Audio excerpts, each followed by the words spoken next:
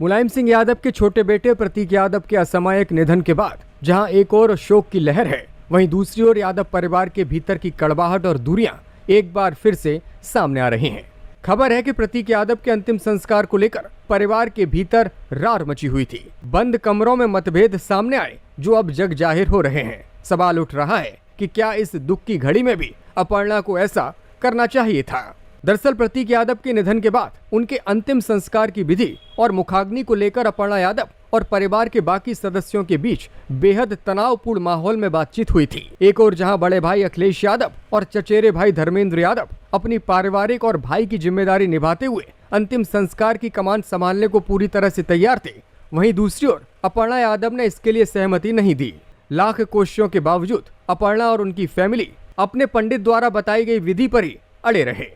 इस पूरे मामले में बड़ा मोड़ उस वक्त आया जब अपर्णा यादव ने परिवार के बड़े बुजुर्गों और भाइयों की राय को दरकिनार किया। बताया जा रहा है कि उत्तराखंड के उनके पंडित ने जो विधि और रास्ता सुझाया, अपर्णा उसी पर अड़ गईं। नतीजा ये हुआ कि मुखाग्नि की जिम्मेदारी अखिलेश या धर्मेंद्र को नहीं बल्कि अपर्णा यादव के पिता ने निभाई।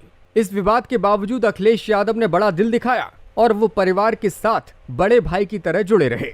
घर के अंदर जब रार बढ़ रही थी तब अखिलेश यादव ने साफ कह दिया कि अपर्णा जैसा चाहेंगी वैसा ही हम सब करेंगे।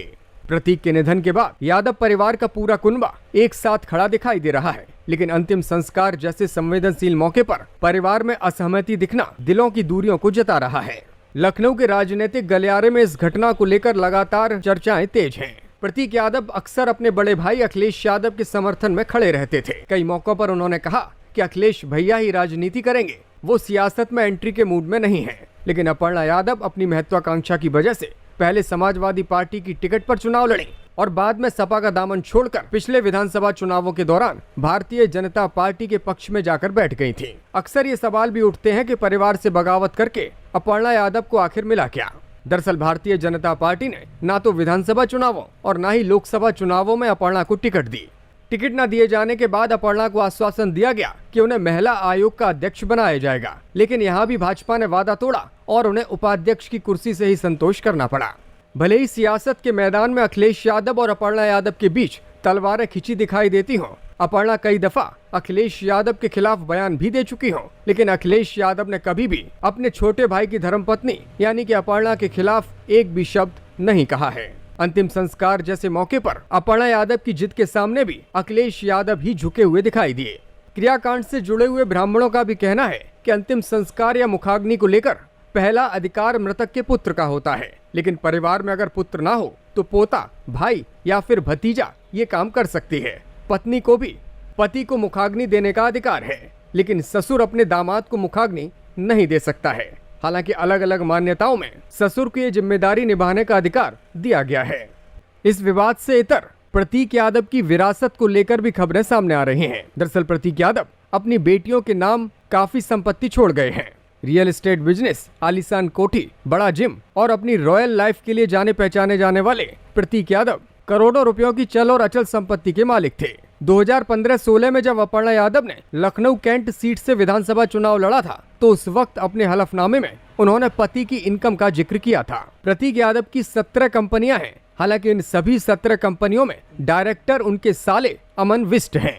इन कंपनियों को सीधा कंट्रोल भले ही प्रतीक यादव के पास था, लेकिन लेन देन की पूरी जिम्मेदारी अपर्णा यादव के भाई अमन सिंह विष्ट ही निभाते थे। प्रतीक यादव ने कुछ वक्त पहले ही अपनी ज्यादातर संपत्तियां अपनी बेटियों के नाम दर्ज करा दी थी। सबसे महत्वपूर्ण बात यह है कि बेटियों के नाम संपत्ति करने के बावजूद उन्होंने एक बड़ी शर्त भी लगाई है।